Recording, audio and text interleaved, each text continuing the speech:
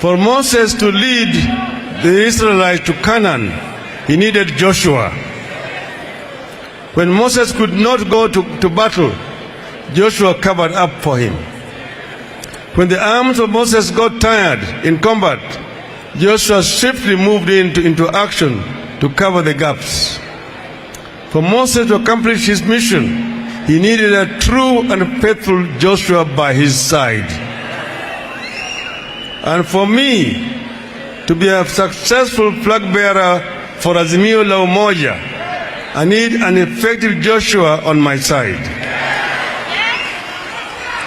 One who will not be a turncoat in the middle of the battle or abandon post for other exploits. I need a team player with fidelity to Project Kenya. After a long search, accompanied by much reflection and consultation, you have finally arrived at a person fit to occupy the office of Joshua in our republic. But before I mention this person, I want to draw a distinction between the office of the Deputy President and the person of the Deputy President.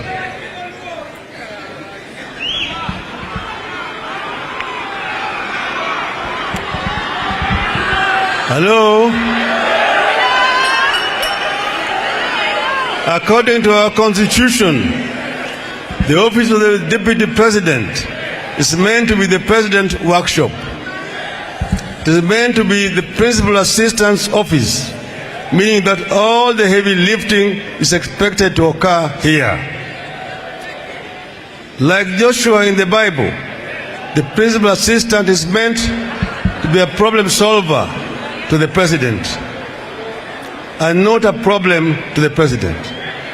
This office is meant to lighten the burden of the President and to ease the yoke he carries. It is meant to be a workshop where ideas are tested and innovations are incubated. It is also the President's last line of defense administratively. If office of the Deputy President is a workshop, the person who holds this office must bear certain characteristics. This person cannot be a competitor to the President. They have to complement the President. The person has to be a co-worker and a co-creator with the President. And following intense consultations, we have decided that the holder of this office has to be a woman.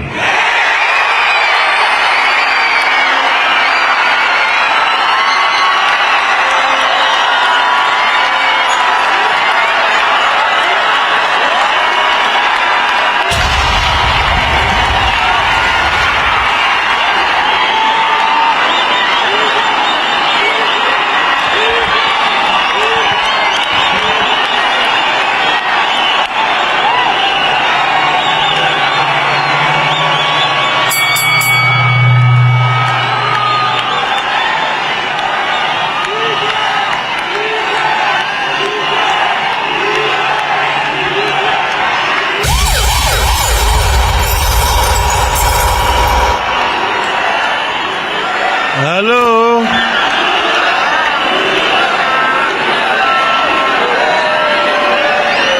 Hello?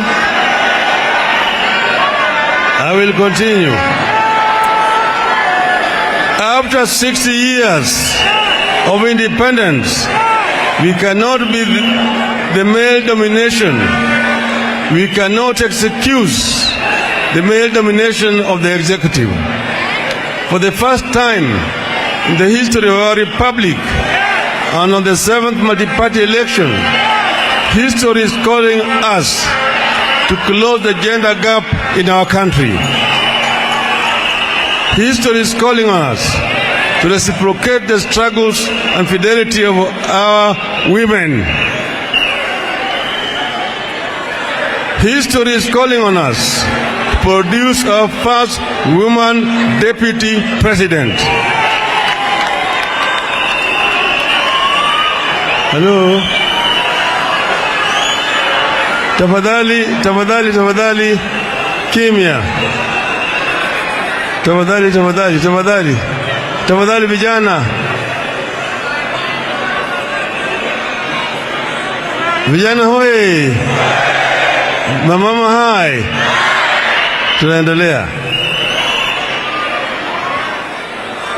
And I now want to describe to you the person. At the age of 24, this woman was appointed a magistrate to adjudicate on matters of men. A few years later, she became the youngest woman to be elected a member of parliament in central Kenya. And she went on to serve in the capacity for 20 years. Of these 20 years, she was a cabinet minister for 6 years, serving in different portfolios.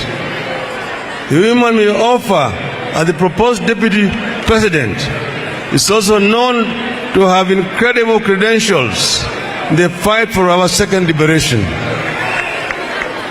In 1990, for instance, I was arrested and placed in detention without trial.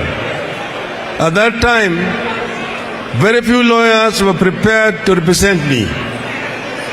But this woman, then a young lawyer, led a team of 27 lawyers to defend my legal detention.